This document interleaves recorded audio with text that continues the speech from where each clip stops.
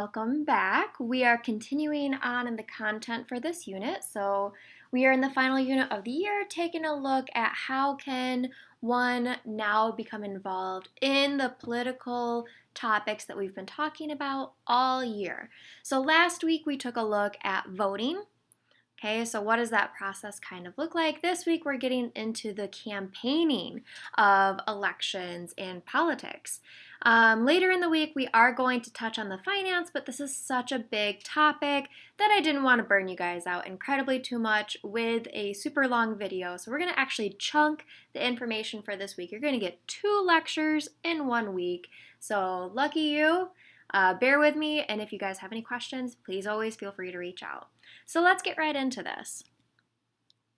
So what does our Constitution say about the election process in the first place?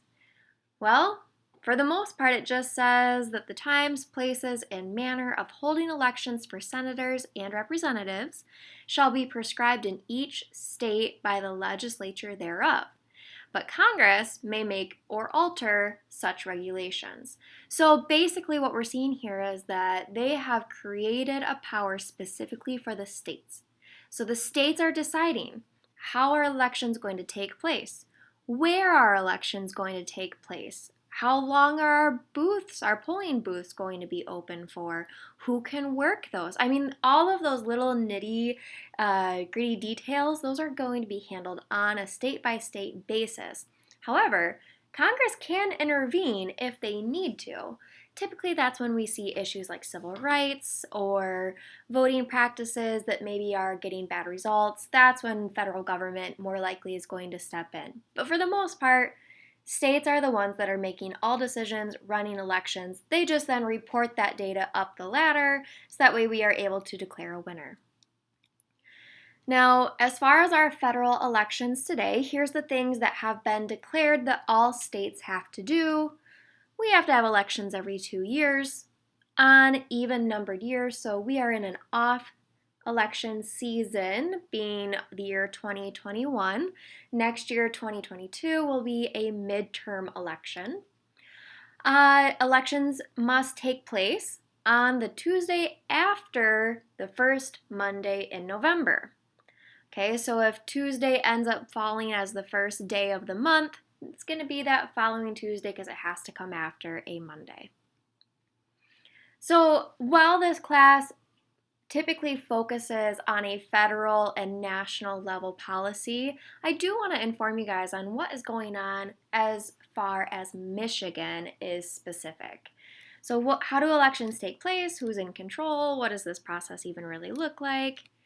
Well, according again back to that Constitution, states are in control of who's going to be taking over, who's going to be watching this kind of stuff. So a state can actually make a governmental agency. They can have it be a branch of a state department. They can make it be one specific person, like the Secretary of State. You know, it's totally up to, again, state legislatures of what they want to do. In Michigan, this is the Secretary of State. Okay, so Joyce Benson, who is our current Secretary of State, she is the overseer, making sure that those that are underneath her umbrella are following procedures correctly, things are being handled right, we've got the right data coming in, all of those different things. She's kind of the one that is the top in charge and then has people working under her to ensure that policy, again, is being handled correctly. Now, again, our government agencies get smaller and smaller until it's like your neighbor next door is kind of helping. At the county level, there are going to be boards of people that get together, look over the results of an election, and then officially vote and say, yep, this is correct, or they can say, no, we aren't going to vote and approve the information that has come in from voting. This actually happened recently here in Michigan. County over by Detroit, they did not want to certify the presidential election vote back in November. It was a panel of people, and it was very publicly broadcasted across the nation. There were concerns about potentially racism coming into it, but at the end of the day, the county did end up certifying the vote, meaning that the numbers and data could officially be counted in total with Michigan numbers for the presidential election. Now, in a county, again, we break it down, smaller, smaller, smaller. Each county then has what's called wards. So you can kind of see it off to the bottom right here where we have Calhoun County broken up. Now you're going to see that it's in a grid-like pattern. Okay, those are going to be your wards. Those small squares, I think we've got 20 squares there that we are all broken up into. Then within those square wards that you see there on the right, we have precincts. And precincts are going to be specific to your permanent residence. So based on the address that is on your driver's license where you primarily live, you are going to go vote in a specific location. So this is broken down, so that way roughly there's 1,000 to 2,000 voters going to that one location, rather than like the whole county coming to one place. That would be too much paperwork, too much data to process in one day to get quick results. So they break it down into these small local regions. They can count up the votes quicker, and then they pass that information on to the overall ward. The ward then passes that information on to the overall county, and then it goes back to that official county board that's going to certify the data looks good, or no, we may want to take a second look at this information.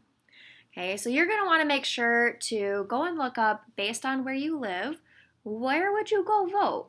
Most of the times it may be like in a school, it can be in a church, it may be at your county library or your city library. Okay, so you definitely go check that out.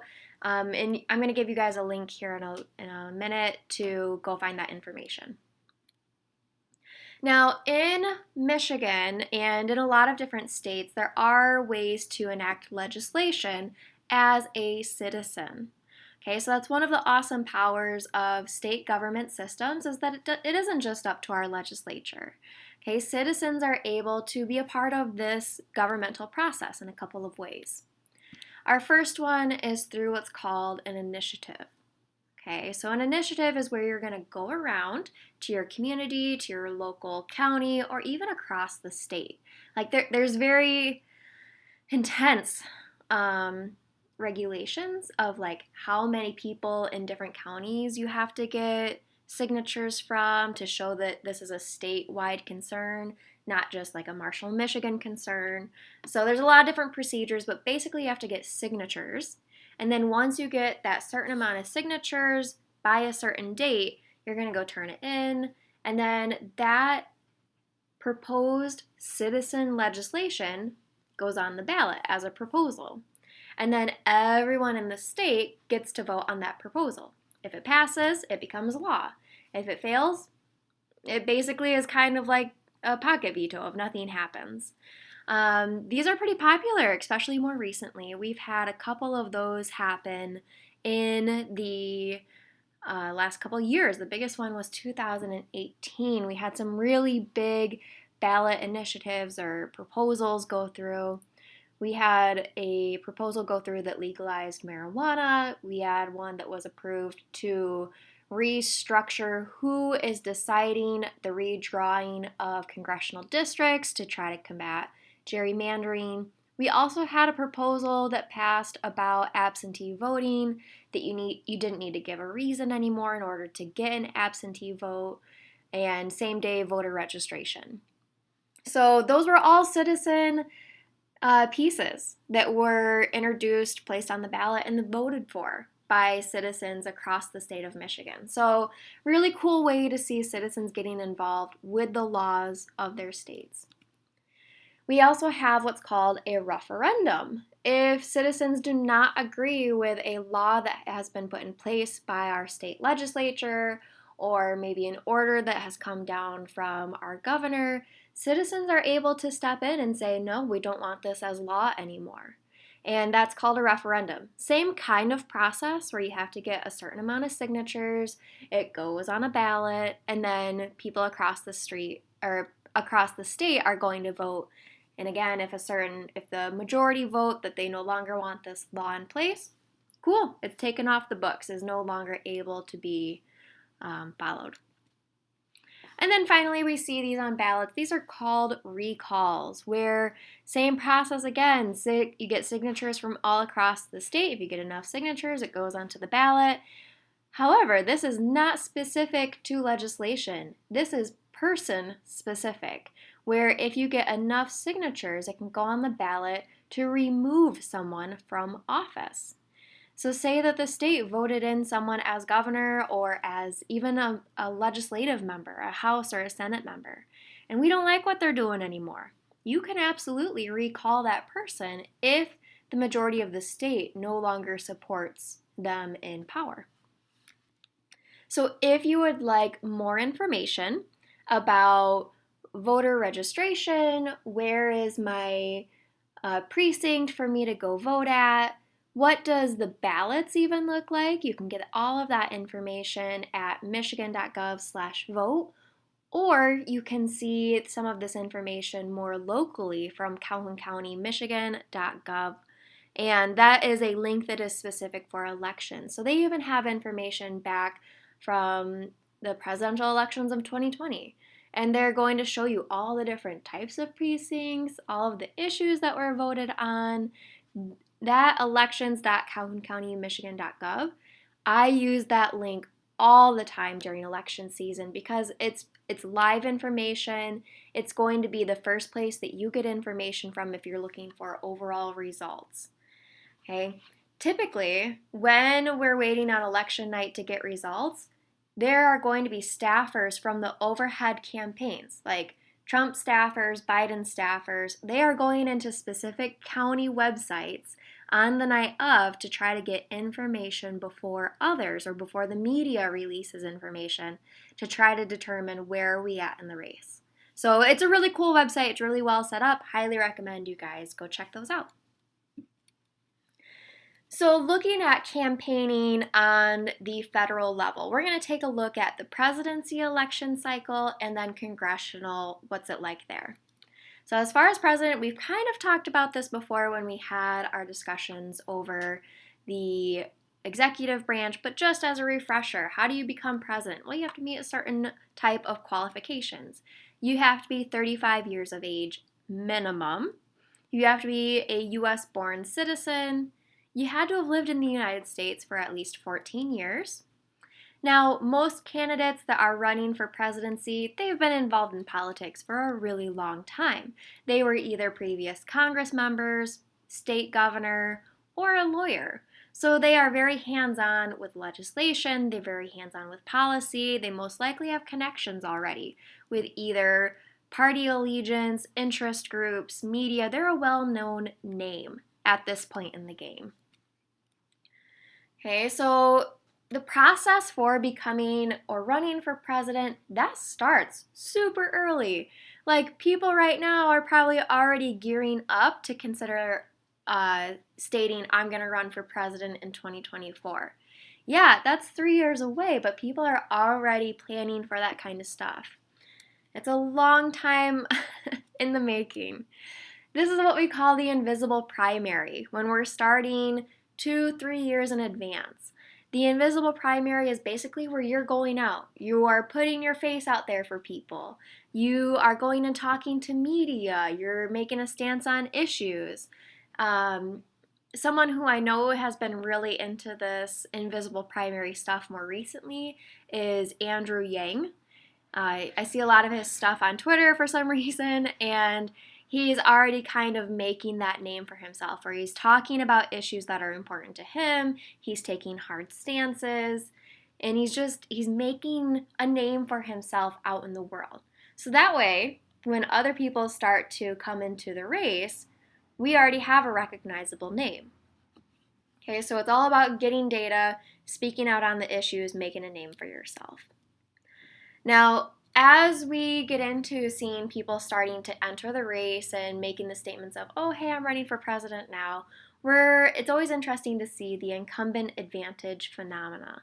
Now, what this means is basically if you're an incumbent, you don't have to do as much of that behind the scenes work because you're already in the seat. You're already doing all of the work necessary. You're making a name for yourself. You're involved in voting on legislation, and you're already a pretty well-known name.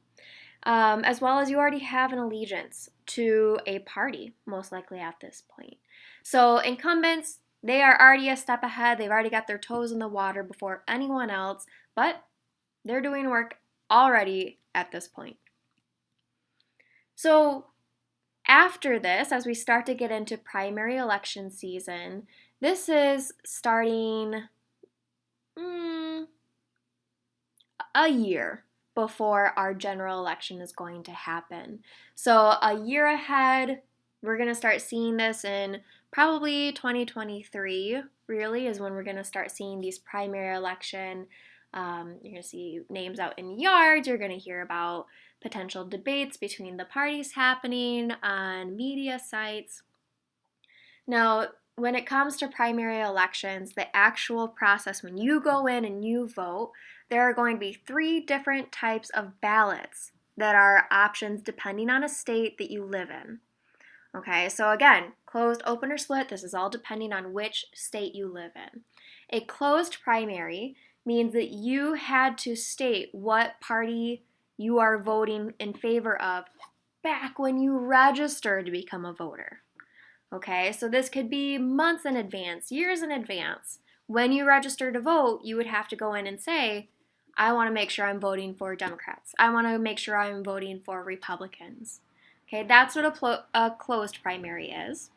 An open primary ballot means you're just walking into your precinct and you're saying, hey, I want a Democrat ballot, or hey, I want a Republican ballot. You don't have to declare this early on.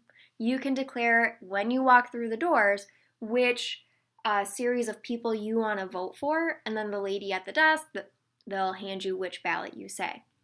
Some states have what's called a split primary ballot, and this means you're voting on everyone all at once. Okay, it's not party specific. In Michigan, for our primaries, we have open ballots. Okay, so when you go in, you're just going to say, I would like a Democrat ballot, I would like a Republican ballot.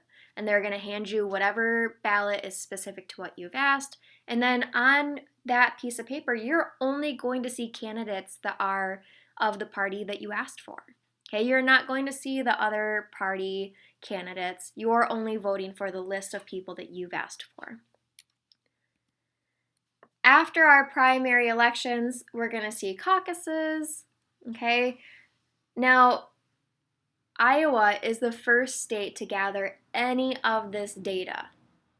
Okay, primary elections are used typically for the party to get data to see who has the most favor, who's most likely to win in Michigan, who's the most likely to win in Iowa. And then we're going to see how that information is used later. Some states have what's called caucuses, okay, and this is Iowa. And this is where the precincts, is a way you could think of it, they come together and they're going to all gather in the town hall, or they're all going to gather in the library, and as a collective, they're going to sit and talk.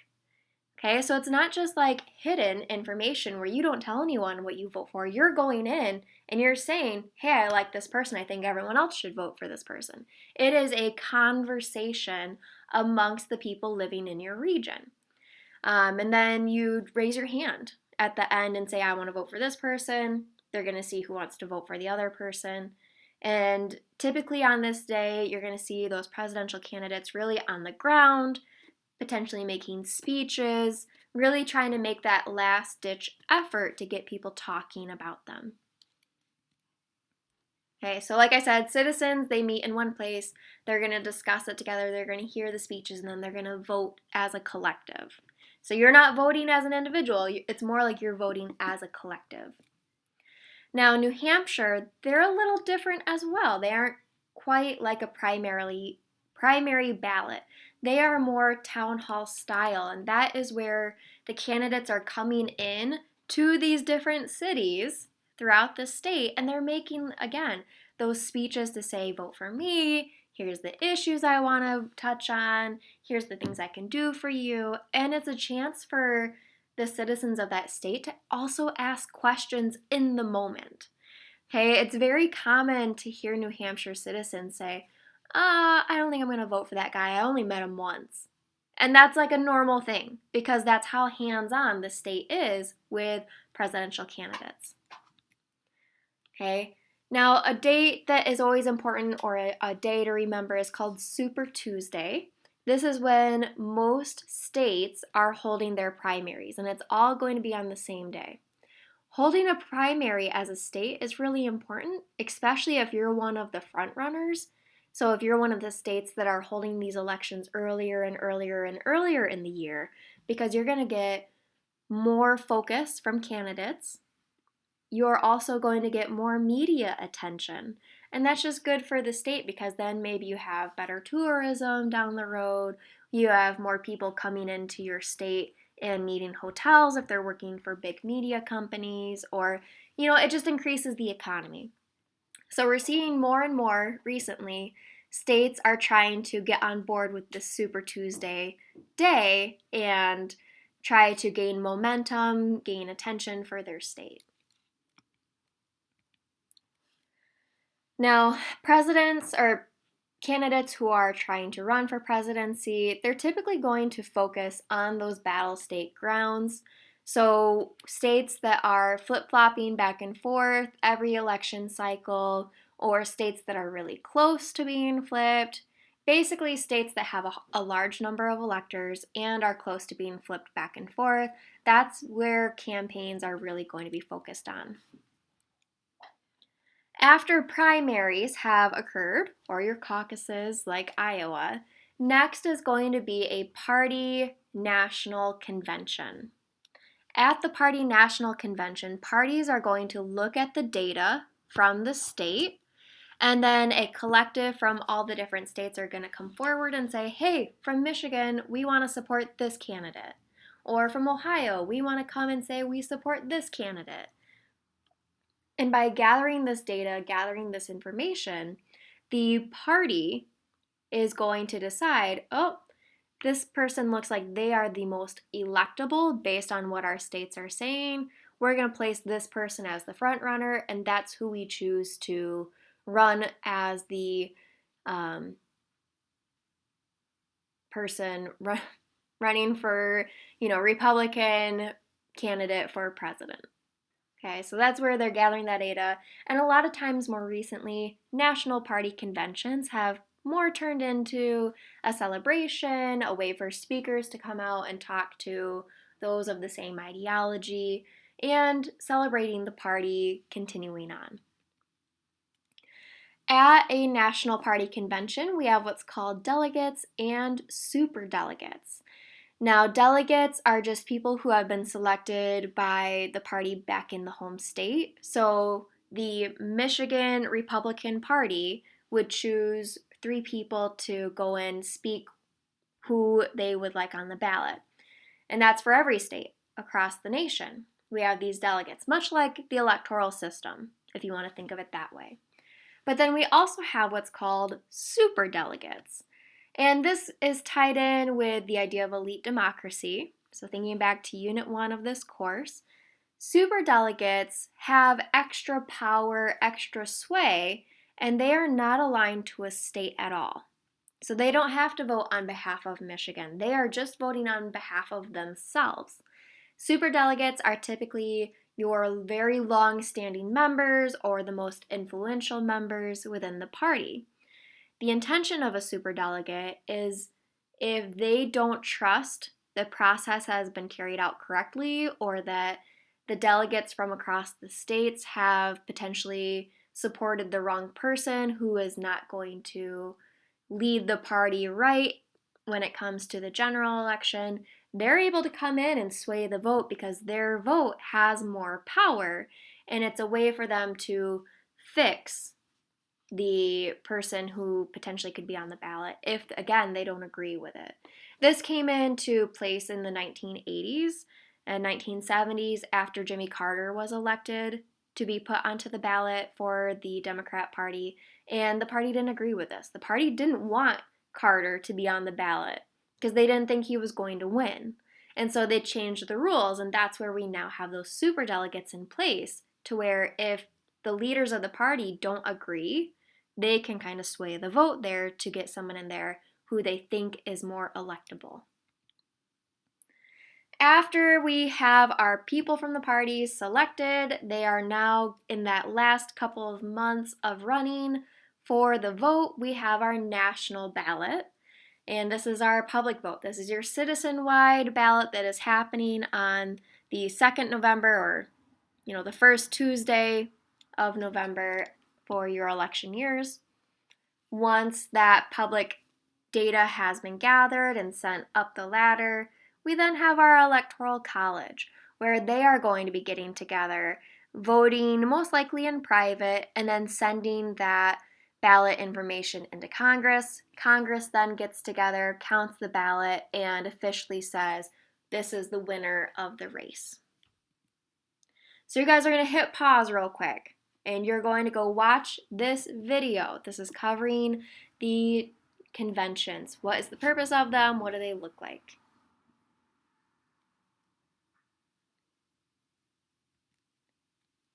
All right, you're going to hit pause again. You're actually going to go watch a second video for me that really talks about the primaries. What does this system look like? Why is Iowa so important?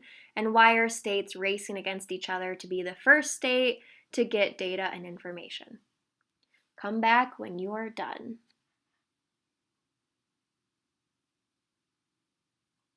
All right, welcome back. Hopefully that helped kind of summarize some of the information that I've talked about already, but it may be potentially in a better way.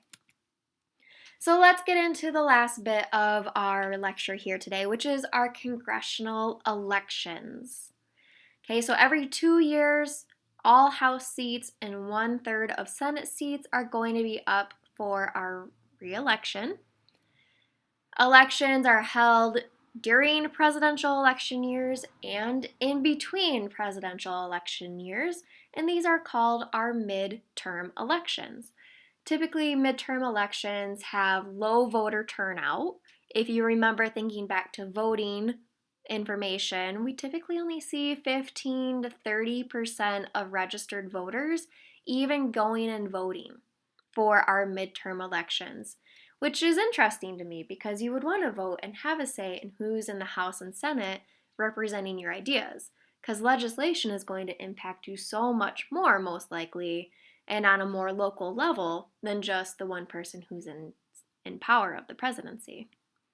So as we get into looking at these midterm elections, what do these candidates need to be successful? Well, they're going to need money, they're going to need volunteers, they need to have a set budget, and a really good message to send out. Okay, so campaigning, getting people to donate to your campaign. Fun fact, you can only use so much money of your own before you're kind of tapped out. Those are some of those election campaign laws that we're going to talk about later in the week. You need good volunteers. You can't do all this work by yourself.